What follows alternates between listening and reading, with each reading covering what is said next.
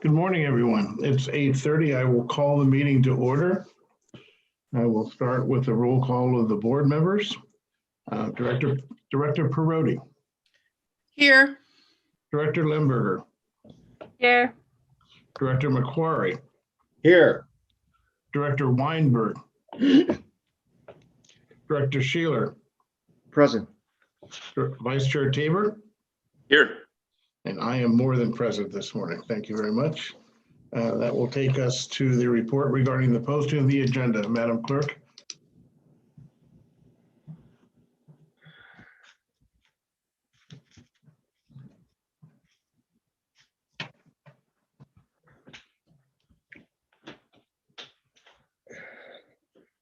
Good for Christina.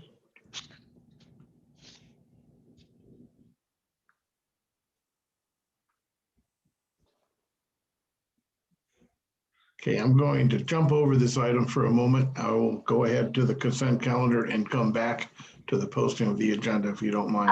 Chair Davis, I'm sorry, I'm here. Go ahead. Could you do the report regarding the posting of the agenda, please? Yeah, it's the first time I've had trouble finding the mute button.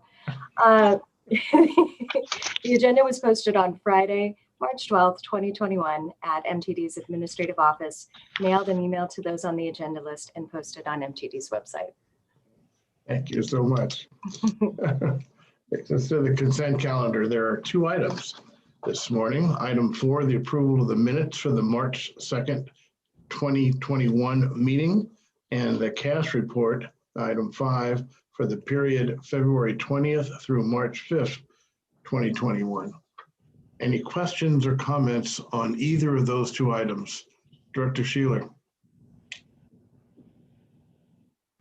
Thank you, Chair. I did have a question on the cash report, and it's the one regarding the BYD Motors capital lease payment.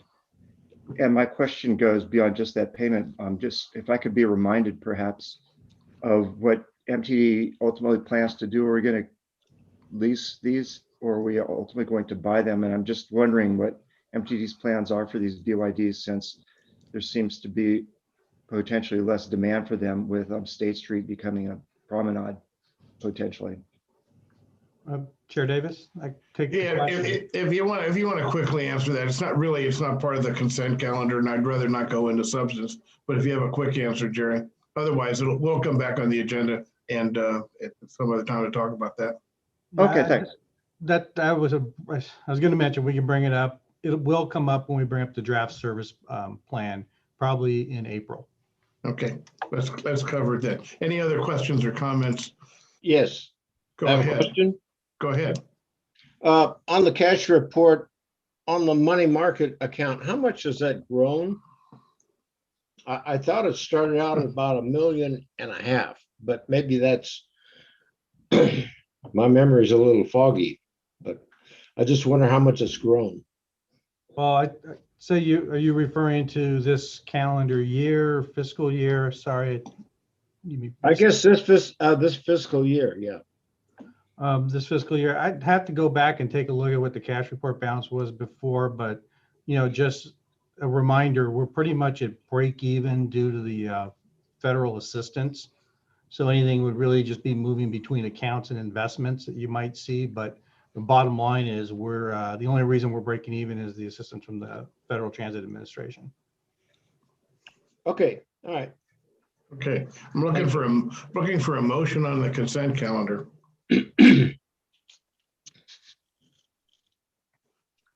I'll move to approve. And I've got McQuarrie asking for approval. Is there a second? Second by Director Tabor. Noting that Directors Perotti and Dick Weinberg were absent last meeting, I will take those as abstains on the minutes. All those in favor say aye. Aye. Aye. Aye. Yes. Okay. The motion is approved with abstention, the 2 abstentions on the minutes. Thank you very much. Concluding the consent calendar, Takes us to public comment. Madam Clerk, if you can find the mute button. I'm sorry. I had to do, I had to do that. I had to do that. Of course, I'm the biggest offender. Anyway, is there anybody from the public who wishes to speak on items not on today's agenda? We don't have any public comment at this time. Excellent. Great. That will take us on to our first major agenda item. This is the first draft of fiscal year 2021 to 2022 budget. General Manager Estrada, you want to open this item? Absolutely. Just a quick outline of the process, and I'll hand this off to Mr. Davis, our Director of Finance and Administration. Brad And at Davis. this state- Brad Davis. Yeah, Mr. Brad Davis, correct. At this stage where we are is this is just the draft budget. It's certainly not complete, but we bring it to you and the public to give you an idea of stand. Ultimately, we'll bring our final budget to the Board of Directors at the first meeting in June, after we've gone through the draft service plan. But obviously, to get to the draft service plan, you need to have an idea of our finances to know what appropriate service level is. So that's where we stand today. It also follows the mid-year budget revision, which feeds into this. So it kind of sets the stage. So with that, Mr. Davis, it's all yours. Okay, great. Thank you. Good morning, Chair Davis and members of the board. I guess the first thing I'd like to say about the budget is it was about a month ago that we had the budget revision for the current fiscal year. And a lot of the concepts and ideas and trends that were going on at that time really are continuing through to the budget. Obviously, the biggest factor will be the anticipated return to fare collection. With that, next slide, please. Okay, this is the familiar operating summary. To the far right is showing the current year, or let me rephrase that, the fiscal year 22 proposed budget. Again, given the effects of the pandemic on fares and our service level and a number of other matters, we're still anticipating running a shortfall of revenue over expenditures of about $5.7 million. And as with the current fiscal year, there are sufficient CARES Act and other relief funding to cover that shortfall. So we will, in fact, end up with a balanced budget. And as Mr. Estrada said, these numbers are preliminary, a lot more work to go into them. I mean, they're not significantly far off, but we think that's a fairly decent picture of what we're looking at for this coming fiscal year. I'm sorry, let me change my own slide. Just quickly on the operating revenue, the main factors affecting the increase from fiscal year 21 is the anticipated collection of fares projected at this point for this coming May. And then on the operating revenue, an increase over the prior year is basically it's because the service level is up from the current budgeted level for this year, as well as scheduled wage and fringe benefit increases. And then the assumption we always use is full employment. That is, we expect to have all of the approved positions filled. As you're familiar with in the past, that's not always the case, but we do need that budget authority in case that does occur. Next slide, please. Okay, first I want to talk about our key operating revenues. These are the major line items that are affected by the pandemic and have been. We are expecting it to reduce, the effects of it to be reduced in the coming fiscal year. The three I've shown here are the primary funding sources: our fare revenue, our federal operating assistance, and then our sales tax revenue. With respect to sales tax revenue, you can see it's a relatively flat curve. I've included a couple of years back prior to the onset of the pandemic, just to give you a baseline of where we were at. And as we've discussed, particularly a month ago and in the first quarter report, sales tax revenue has remained strong and has not really dipped much in the past, and it's not, according to the governor's budget, it's actually expected to grow by about 3% in this coming fiscal year. Note that it includes both our local transportation fund based on that 0.25% sales tax from of the base state sales tax, as well as the local Measure A, which is providing us about approximately $2 million per year. Our next item is the federal operating assistance. Note that that's the gray line of the $5.8 million. That does not include any CARES Act funding. I always put that at the end just to show the effects the effects on our operating budget prior to receipt of that. So that has remained relatively stable. We don't really know the figure for next year at this point. So we're assuming it to be pretty much the same. At this point, they're still with the end of the, my mind's going blank, the most recent federal funding act. I'm sorry. Any event, the 5-year most recent federal funding act has expired, and we're actually now into the second year without a new transit bill that typically covers in around a 5-year period. So it's at this point it's a year-to-year basis that the federal government is approving the federal transportation budget, and hopefully they'll be coming up with something here in the next year that would give us a little bit more information about what lies ahead. And then lastly, in the green is our fare revenue. That includes both our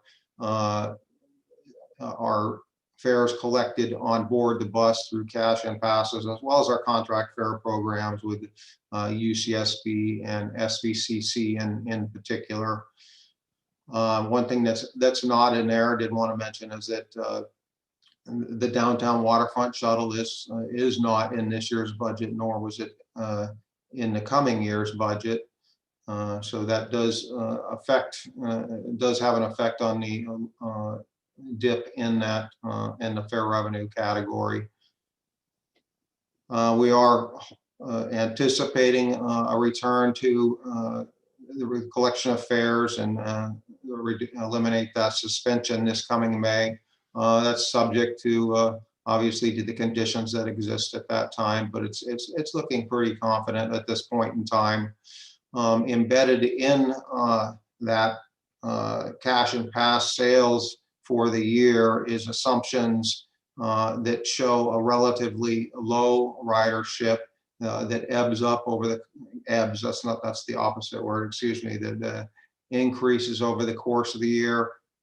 At this point in time, it's pretty much a guess, but I'm assuming at the outset of the year in July that we'll be at about 15% of ridership from pre-pandemic levels, edging up over the course of the year up to 50% by the end of the fiscal year. And obviously we'll see where that's at a few months into the next year, and as necessary, make any adjustments at next year's budget revision. For UCSB and SBCC, we do have information from the universities that they do anticipate a relatively sharp reduction in their enrollment, and our contract fare revenue is based on that enrollment. And initially, we're assuming a 37% of the pre-pandemic enrollment level this coming fall.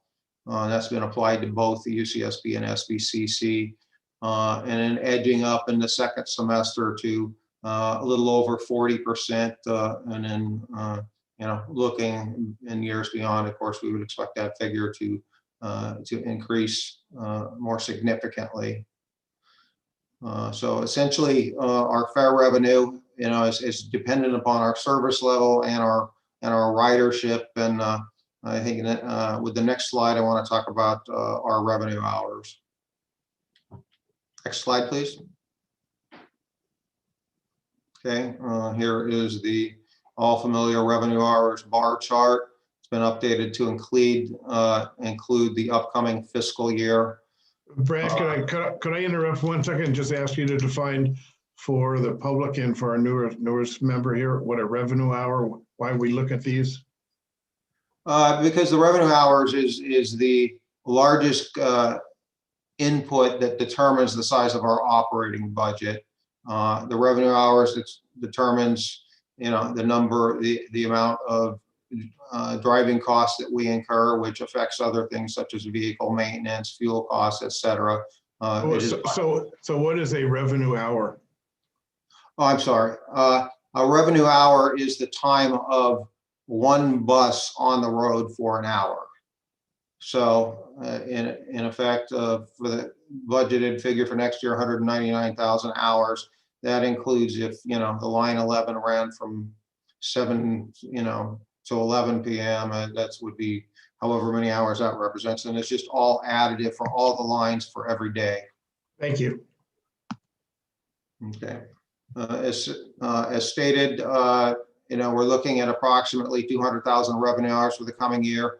Again, that's also subject to change based upon several factors, including the status of the pandemic, the school attendance, school openings, and other factors that essentially will determine our demand as needed. Initially, we'll start out with this level. I think, if I'm not mistaken, it'll be brought to the board, the service level for next year, and then the next coming board meeting and the next meeting or two.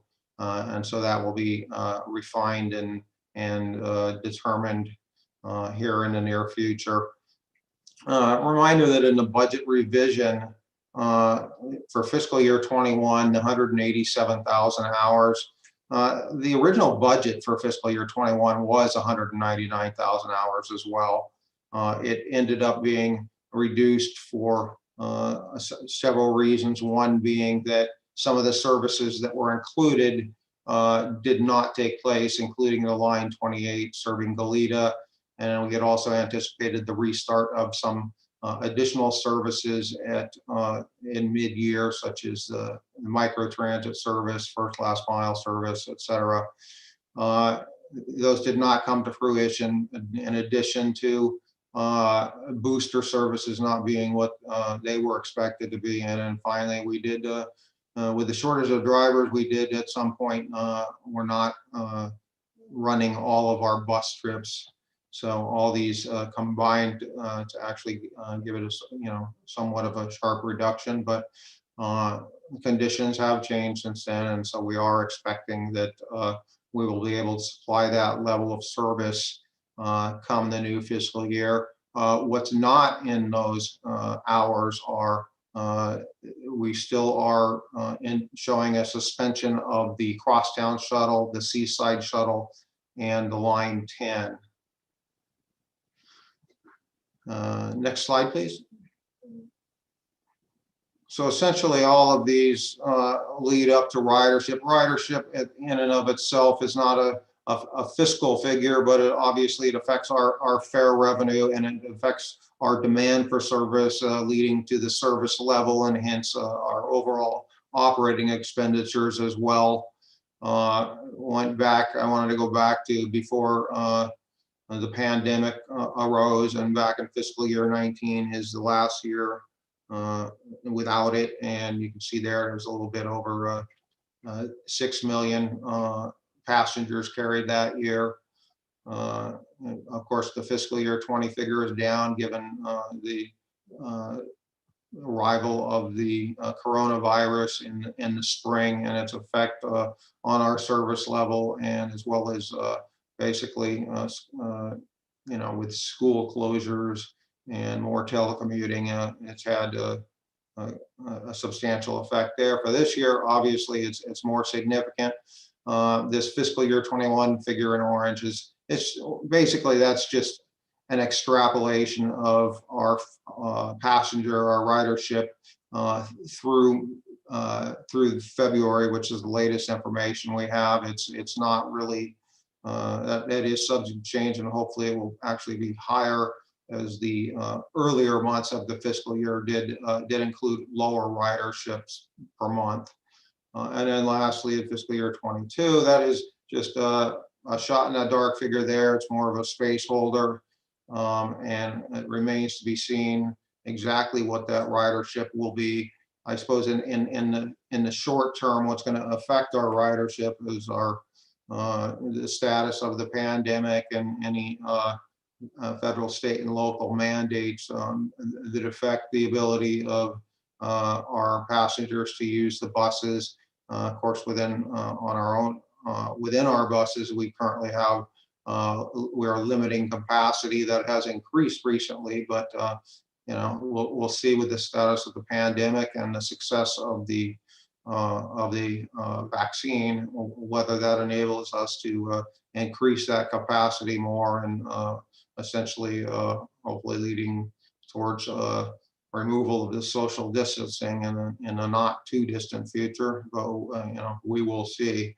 And then the other factor affecting where our ridership will be is the public perception of how safe it is to use our transit buses. And again, with the vaccination and at least at this point, improved conditions, that's looking a little bit more positive. But again, I bring this up because the ridership affects our demand for service, which affects our operating budget, and which also affects both on the expense and the revenue side.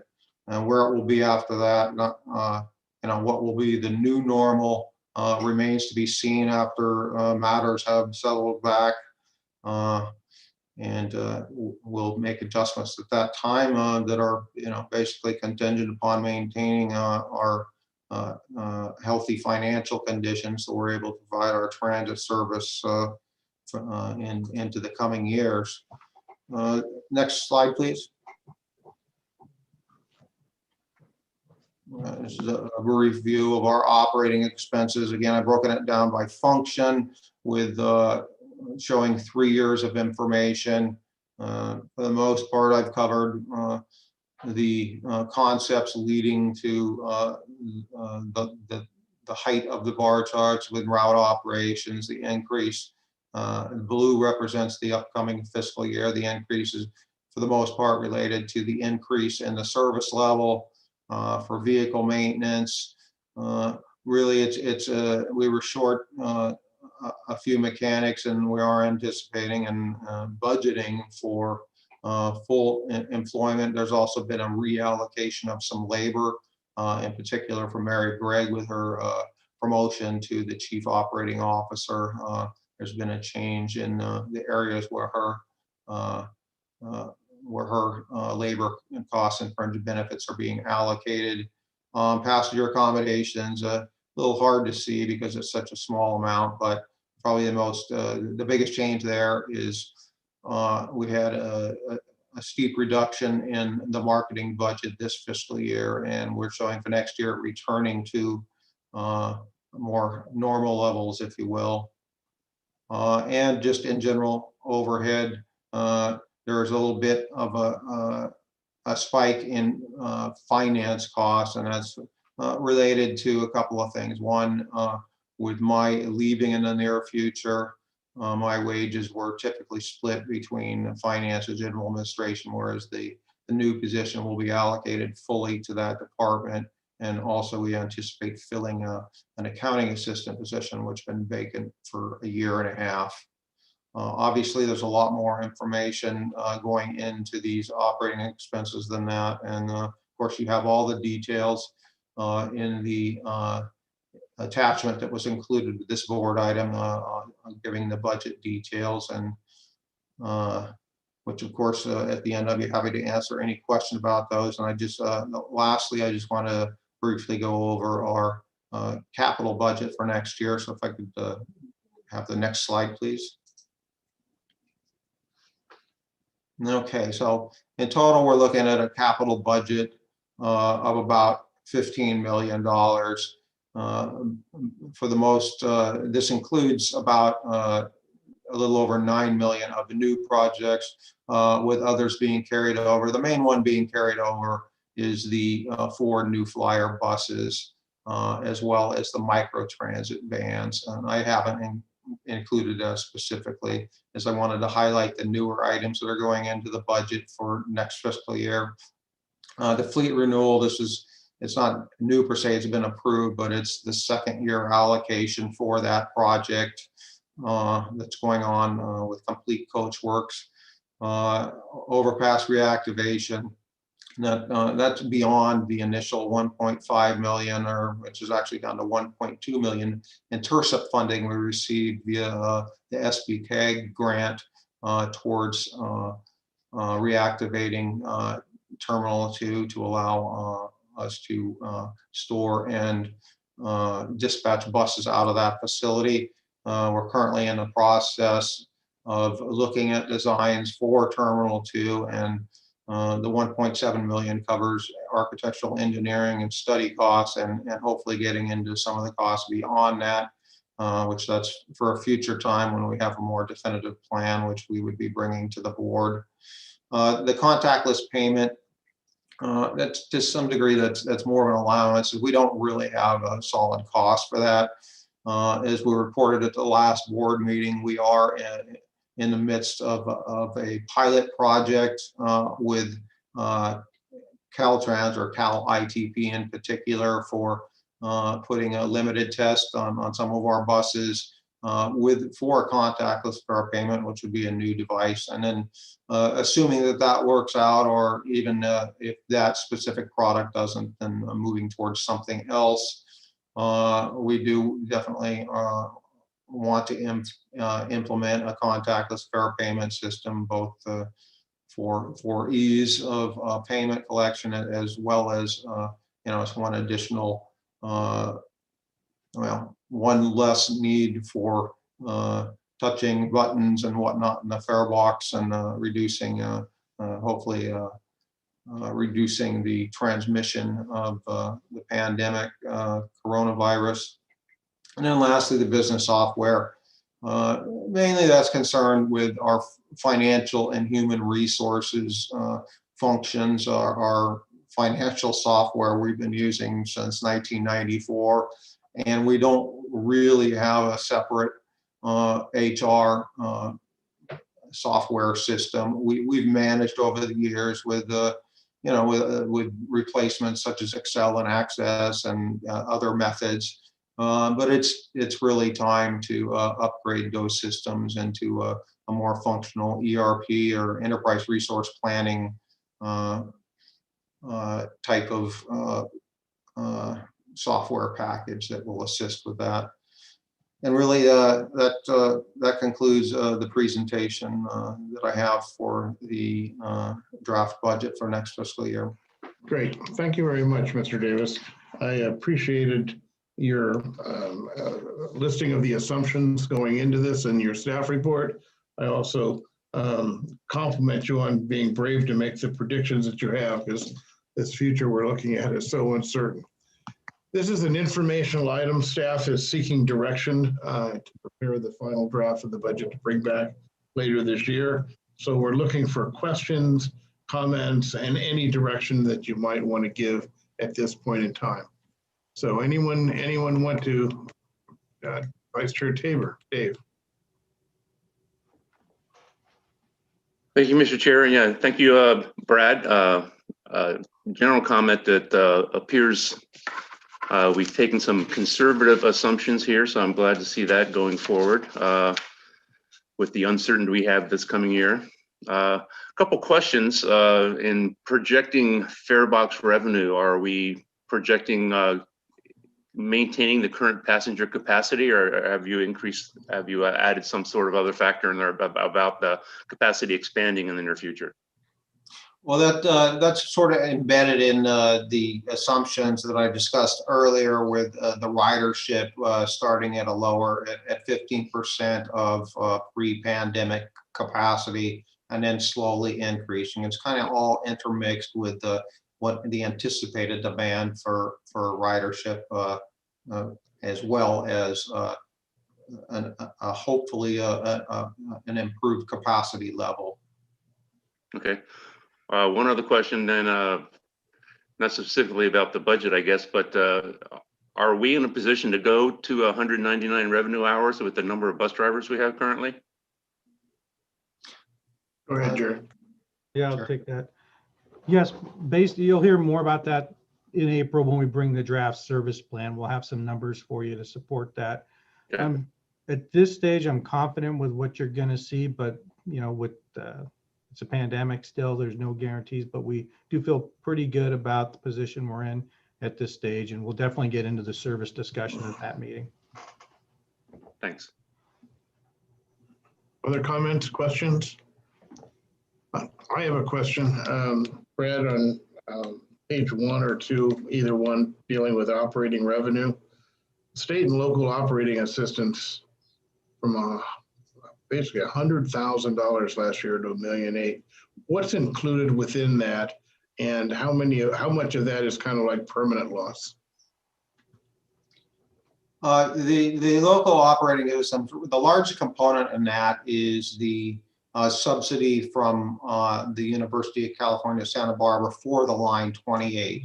Now that was not, we showed zero revenue for that in the current fiscal year, so that's about 1.2 million. We've also included in there is the expanded service for the lines 1224 express lines, although for the most part that revenue was already is in the current fiscal year.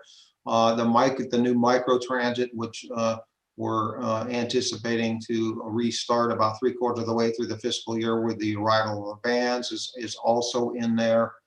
And also the first last mile service serving the Amtrak commuter train is coming back. And those are the main ones, I believe. What about the city shuttle?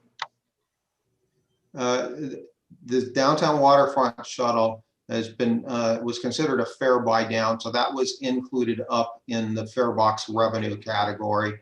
And I suppose I could have shown a line item for it, but you can see No, that's okay. I think you answered my question. What were the components? And I think you answered that really well. And I was curious whether the city shuttle was in there, but you've explained that it was a fare buy down that would show up in the first line fare revenue, right? Correct. Okay, good. Other questions? Dr. Sheeler, Bill. Thank you, Chair. Just first, I want to start with a comment.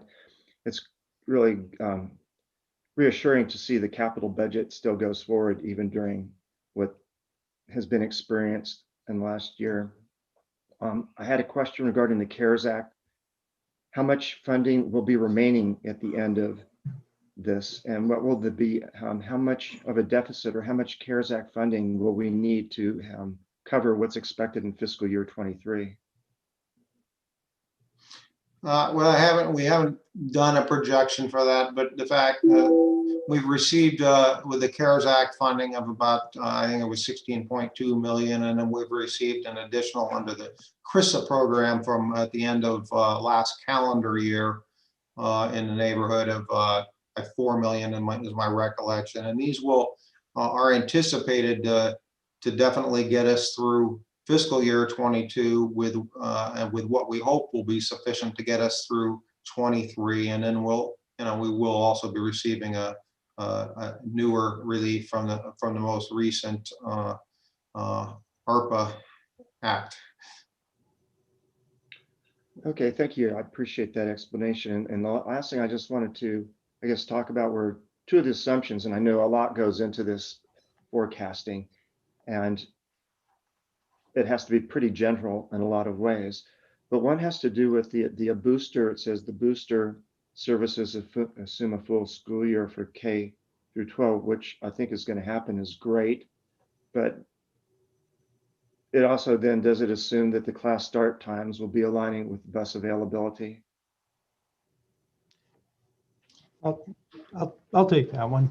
Yeah, it's we've been working very closely with the school district, and at this stage, we've adjusted our schedule so that we can help at this point. What's going to happen next August, I can't tell you for sure how they're going to roll out and what those times will be, but we'll do our best. Again, going back to the point that Mr. Davis brought up earlier regarding the physical distancing limitations and how we come out of that will be a critical issue. Typically for the K through 12 boosters, I think we provide 15, 16 buses in the morning to the various schools, et cetera, and they are pretty full pre-pandemic. And at this stage, limiting them to 15, that's going to make it very challenging, but we're trying to do our best to coordinate. And we'll have more information again on service delivery at the next board meeting when we bring the service plan, but we'll touch on that topic specifically. Thank you. That is very challenging, and hopefully it'll start to move closer together back to the alignment it was in previously at some point. And then I guess the last thing I wanted to talk about, the other assumption was the reduced UCSB enrollment will diminish pre-pandemic contract fare revenue and refer to maybe even a 30% decrease in enrollment. I've done some research and I looked at the numbers twice because I wasn't sure if this was correct or not. But enrollment is approximately, well, from fall 19 to fall 20, from pre-pandemic to pandemic, there was only a 200 student reduction reported in enrollment. The enrollment's approximately 26,300. And I'm not sure how many of those students are living outside the district, but I guess I expected some sort of massive decrease in the enrollment that's being reported to the Office of the President. And there was virtually hardly any decrease. So I'm not sure what the enrollment's going to be that will be reported for fall 21. But I have a feeling that there's not going to be decreases based on the popularity of the school. Would you call it COVID something?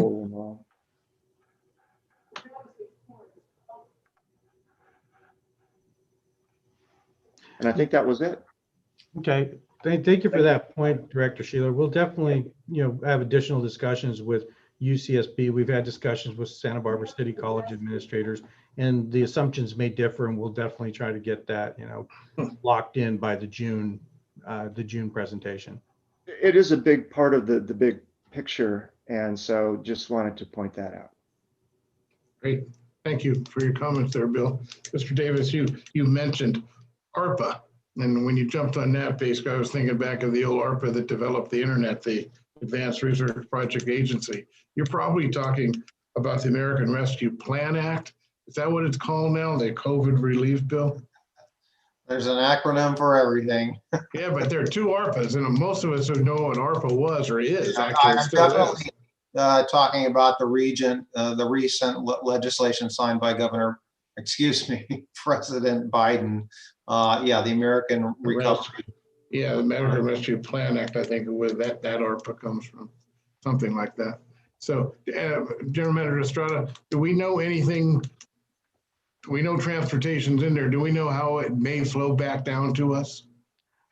Yes, I think what we've seen at this stage, we'll have more information in the final budget. It'll be finalized. Obviously, yeah. But the assumptions, the projections I'm seeing will be something similar to the first round of CARES for MTD. And really what it comes down to is they were trying to, I think, level things in this one where they looked at the 2018 operating expenditures for the transit agencies within each urbanized area around the country. And they looked at how much you'd already been given as a percentage of that. For MTD, I think in CARES, we were around 50% of our 2018 budget. Then the next measure, Krista brought us up to 75%. With this one, they were bringing us up to 132%. So that's the increase for us. So some transit operators, if they received more than 132% in CARES originally, they didn't see anything in the CRISA allocation, but they'll see maybe a 25% this time around. And they're just trying to, I think, put some equity in there. At least that's my understanding of it. This kind of folds over into something which you may talk about later. They're talking about changing the urbanized areas. How's that going to fold into how funding is done, or any clues on that yet? Yeah, I think that came up recently in one of the SBCAG advisory committee meetings. There wasn't a lot of detail yet. They need to look at it a little bit closer. There's a number of recommendations on how you define an urbanized area, essentially. And we have a lot of questions, so does everyone else that's involved. And working with SBCAG, we hope to be able to answer and find out what that's going to mean for our urbanized area, hopefully in the next 30 days or so, to the best of everyone's ability. But they got to do some modeling, I think, to figure out what it means. It could have an impact, which is critical to us. So we are monitoring it closely, and we'll report back as soon as we have some details. Okay, Director Perotti. Paula. Thank you, Chair Davis. I have no questions. My questions have been answered, but I did want to thank Brad Davis for your report and all the work that you've put into it in these uncertain times. Thank you. Thank you. And I want to give kudos to Tda Apportionments, who is our finance manager, and she does really the bulk of the behind the scenes work in putting the budget together. So I just want to give credit where credit is due. Great. Well, I think we all second Paula's comments, and we will, without any further ado, we'll move on to the next item. Thank you, Brad. Thank you. I want to stop for 1 second and correct the record. Madam Clerk, are you on the line? I'm here. Okay, I want to correct the record. I thought I heard Director Weinberg being present. Apparently he is not. So could you go make sure that we correct the record on both the roll call and the consent calendar votes to show Director Weinberg is absent? I've noted that. Yeah. Good, thank you very much. That takes us on to item 8, resolution for fiscal year 2021-2022 Transportation Development Act claim. General Manager Estrada, Jerry? I'm going to hand this right off to Ms. Ide, our finance manager. It's all yours. Good morning, Chair Davis and members of the board. Good morning, Thais. It's that time of the year where SBCAG has issued the fiscal year 21-22 TDA local transportation fund apportionments. The apportionments are based on what the county anticipates to receive from sales tax revenues for the upcoming fiscal year, which can vary depending on economic conditions. The TDA claim resolution has been prepared for the board. This claim resolution authorizes our general manager to claim MTD's fiscal year 21-22 TDA apportionments. The TDA claim must be submitted to SBCAG by April 1st, 2021. MTD's LTF apportionment for fiscal year 21-22 is nearly $8.2 million per SBCAG, which is close to a 3% increase over SBCAG's apportionment for the current fiscal year 20-21. A little background on these TDA funds. The California Transportation Development Act was created in the early 70s and is a funding source for the development and support of public transit. The two funding sources of this program are local transportation funds and state transit assistance. California Department of Transportation oversees the TDA program on a statewide basis.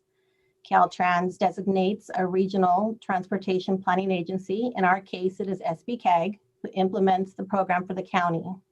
Apportionments are then made for eligible agencies such as MTD. This agenda item is an action item, and staff is requesting that the board adopt the resolution authorizing the general manager to claim the Transportation Development Act funds apportioned to MTD for fiscal year 21-22. Are there any questions on this item? Any questions from members of the board? Great, not seeing any questions. Do I have a motion to adopt resolution 2021-01? Motion to approve, Chair Davis. I have a motion by Director Perotti. Is there a second? I'll second. Director McCrory has seconded. I will do a roll call vote. Starting at the top, Director Perotti. Mr. Chair, Yes, Aye. do we need public comment on this? good question. We have no Thank you. public comment at this time. Thank you very much, Director Vice Chair Tabor. Moving to a little bit too quickly. Okay, I'll go back to the top. Director Perotti, start over. Aye. Aye. Director Limburger, Aye. Director McCrory, Yes. Director Weinberg is absent. Director Sheeler, Yes. Vice Chair Tabor, Yes. Chair Davis votes yes. Motion passes 6 with 1 absence. Thank you. Thank you very much. Takes us to item 9. This is the Low Carbon Transit Operations Program Resolution. Recommendation is we adopt the resolution authorizing general manager to execute all required documents for the application. Okay, I'm Mr. Estrada, Mr. Moss. I'm gonna hand this off to Mr. Moss first to discuss the process where we are at this stage, kind of what went into it. Obviously, the project is consistent with the MTD strategic plan, the guidance we received from the board, and then Ryan will touch a little bit on the specifics of the project. So, Steve? Thank you, Mr. Estrada. Good morning, Chair Davis and the board. So most of you are familiar already with the LCTOP, the Low Carbon Transit Operations Program. It's one of the many programs funded by the California Cap and Trade Carbon Reduction Program. The Greenhouse Gas Reduction Fund continuously appropriates 5% of the total funds received to the LCTOP program. And the state allocates those funds 50% based by population of the county relative to other counties, and 50% on the percentage of fare revenue generated by each individual transit agency. The fare revenue money comes direct to MTD. The population-based share flows through SBCAG, and they determine the allocation of those funds. So for the current fiscal year, there was a very big reduction statewide in the total amount of funds available to the Greenhouse Gas Reduction Fund, and thus, of course, to LCTOP. Statewide, it reduced by 44% from the previous year, just based on auction proceeds, which were much less. On the population-based funds, that reduction did not affect MTD's allocation this fiscal year because we had already been informed by SBCAG we were going to get just the $40,000 that were expected to be awarded at their board meeting this week on Thursday. But for next year, it may reduce our amount due to SBCAG's plan to give the majority of next year's money probably to North County projects as well. It did affect us on the fare revenue-based portion. Obviously, our fare revenue-based funds reduced from 187,000 roughly in the previous year to about 97,000 this year, a 48% reduction, a little bit greater than the total statewide reduction. The fare revenue portion does vary somewhat more than the population-based portion, as you might imagine, because fare revenue collected by all the agencies around the state can vary substantially year to year. They are still basing it, luckily, on pre-pandemic fare revenue collection, and they will continue that next year as well, I believe is the plan. So we are applying for a project that will combine our 40,000 from the population-based allocation with our almost 97,000 in fare revenue based for a total of $137,000 for a T1 Terminal 1 electrification project, which I will now let Ryan or Mr. Grip tell you about, unless there's any questions on the process. Questions from the board? Not seeing any. Good morning, Ryan. It's all yours. Thank you very much, Chair Davis. Chair Davis, members of the board, good morning. Next slide, please.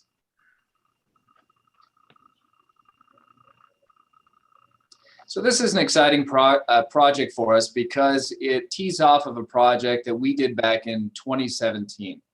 So as you may all recall, when we acquired the BYD subfleet, which consists of 14 30-foot battery electric buses, we had to upgrade existing charging infrastructure at Terminal 1.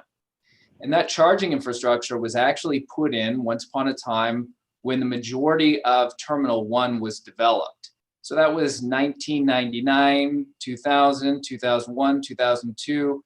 Around that time frame, that's when a lot of the structures on the property were built, including these electric vehicle canopies. Now, those electric vehicle canopies served the shuttles at the time for the downtown waterfront service that MTD provided.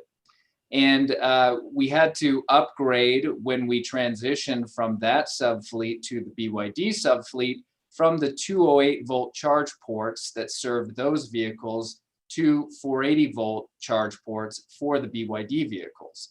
But we had two different subfleets at the time. We were transitioning from the shuttles to the BYD buses. So as a result of that, we needed to maintain the infrastructure for both.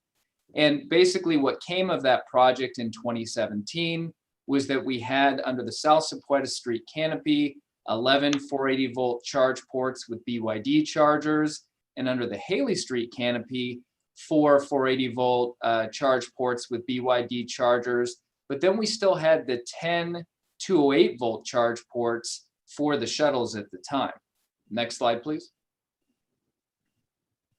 So what we propose to do with the monies that are available here is convert those remaining 10 208 volt charge ports under the Haley Street canopy to 480. Now, what will that do is that will allow us to bring on board new battery electric buses. So it will give us 10 additional charge ports that we'll have access to. Now, what's important to note is a part of this project, which will consist of new conduit and cabling. There will be new disconnects that will be installed at each charge port location, and some other miscellaneous electrical upgrades. But the acquisition and installation of the chargers themselves is not part of the scope of this project. And the new charging infrastructure, it's important to note, will not be able to accommodate battery electric buses larger than 35 feet. The reason for that is under the Salsipuedes and Haley Street canopies, the maximum bus length is 35 feet due to the depth of the canopies as well as the adjacent bus parking. So in terms of maneuverability, there just isn't the maneuverability for 40-foot buses. Next slide, please. So this gives you an illustration of what we're talking about. On the left-hand side of the screen, all in yellow, you can see that's the Salsipuedes Street canopy. What that yellow represents is where we have existing 480 volt BYD chargers. There are 11 of them, as I mentioned before, under the Salsipuedes Street canopy. And then under the Haley Street, that's where we have a mix. We have a mix of 4 of the 480 volt BYD chargers, and then we have the remaining 10 208 volt charge ports that were used for our shuttles. And that is the subject of this particular project. Everywhere you see orange, that's where we're going to be upgrading the existing electrical infrastructure to 480 to support future bus acquisitions. Next slide, please. So just to give you all a general overview, what does this all mean in terms of the charging infrastructure at Terminal 1? Where do things stand? So after completing this proposed project, in essence, we will have the following. We'll have 14 240 volt light duty charge ports. That's for our Chevrolet Bolt subfleet, our non-revenue subfleet. We'll have 14 480 volt heavy duty charge ports underneath the maintenance canopy. And what we'll be utilizing those charge ports is the 4 new Flyer battery electric buses, as well as the 3 new electric Ford Transit passenger vans. Underneath, as we were talking about before, the Salsipuedes canopy, we will have the 11 480 volt BYD chargers. And then next slide, please. And then finally, 14 480 volt heavy duty charge ports under the Haley Street canopy, 4 of which are the BYD chargers, and then the remaining 10 without chargers until we go ahead and acquire those chargers. And below that illustration provides you with a breakdown of the various chargers that we have at MTD at the Terminal 1 facility. Far left is the BYD charger. Middle is the CPE 250, that's the heavy duty charge point charger.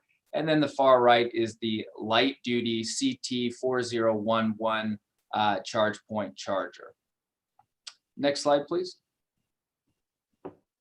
And this gives you an illustration, a high level illustration of where each one of these charge ports is located, as mentioned. The light duty in the lower left, above middle, the 14 heavy duty, that one is in progress. And then on the right-hand side, we have the electric vehicle charging canopies at Salsipuedes and Haley Street with 11 and 14 heavy duty charge ports respectively. Next slide, please. And I'm happy to answer any questions for the group. Okay, questions from the board? I have a question. Director McCrory? Yeah, back in the old days, under the original canopy where the shuttles were, there was a lot of space dedicated to maintaining the batteries. You know, there was always somebody either working on watering them or doing some sort of repair. Is there any room, or is it necessary to have room to work on these batteries, or do the new batteries just not require that much maintenance? Great question. Not nearly to the extent that the old ones did.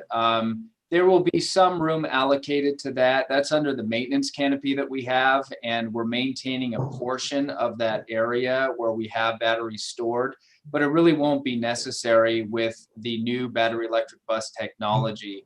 Part of that too is the warranty packages that we're seeing both with the BYD buses and that we've upgraded to with the new Flyer buses. MTD will have a 12-year life on the battery packs for both of those sub fleets, which then means we call in the manufacturer anytime there's work that's necessitated on those particular battery packs. So the nice thing also about upgrading to this new technology, to your point, is the space savings component.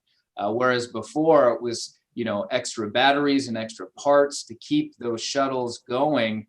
Now with the more modern technology, that level of maintaining parts just isn't necessary. Thank you. Yeah. Good news. Yeah, it is. Dr. Sheeler, Bill? Thank you, Chair, and appreciate the way that you depicted the way these are going to be placed on the property. Picture is very descriptive. I have a question. Is heavy duty charger the same as a fast charger? Not necessarily. So fast charging is based upon the output capability of the charger itself. So for example, with the charge point, the latest charge point chargers that we're putting in underneath the maintenance canopy, they are capable of being paired. So the output of a single charger is 62.5 kilowatts. We can pair those together so that we get 125 kilowatt output. You know, fast charging is even in excess of that. What'll be interesting for MTD will be to keep on top of the charging technology. I mean, obviously we acquire the technology that's available today, but that technology will continue to improve as the vehicle technology improves as well. So like I said, what we can do now is we can at least pair the output of the chargers to increase the amount of output to decrease the charge time. Now, the challenge to that, and I think it's a discussion we've all had before, is that then increases the potential for demand charges. So the more energy we're drawing at a single time, the more we're going to get hit with demand charges in the future. Fortunately, right now they're suspended, but in the next few years, that will no longer be the case. And that will be a significant cost associated with the utility power at that time. So we'll want to be cautious about that, about increasing our output on a per charger basis, because it's going to increase our cost from the utility standpoint. Appreciate that explanation. I was reading about the Ford electric van, and it was talking about with fast chargers, you can charge an additional hour's worth of life on the battery in 10 minutes. So just keeping an eye on that, if there's wondering if there will ever be a need for that kind of advanced technology, and you're right, balancing it. So you'll probably need some sort of software in order to calculate the best peak shaving. The next question I have has to do with as we build out the battery fleet, can the stored energy and the batteries be used to power the terminals during let's say a public safety power shutoff? That's a really interesting question that I know is being explored generally in the industry. You know, it is likely that MTD will have acquired battery backup prior to the end of the useful life of these buses. But what I will say is there's potential for those batteries to be used in that application, but elsewhere, maybe not necessarily for MTD, because we will likely have that type of infrastructure already in place. But that's one of the things being explored in the industry in terms of how do we reuse these batteries. So yes, that's certainly the potential is there. But like I said, maybe not at MTD necessarily. Thank you. And my last question maybe for Director Estrada or Mr. Moss, and hopefully not too far off the topic, but it's the SBCAG population-based calculation that balance between North County and South County for projects. And I was wondering, since North County this pass through is getting the lion's share of the money, do you happen to know what kind of LC top population funding projects they have for their $400,000 or so that they're going to get? Yeah, I'll take that question. I meant to clarify that because I heard that earlier too.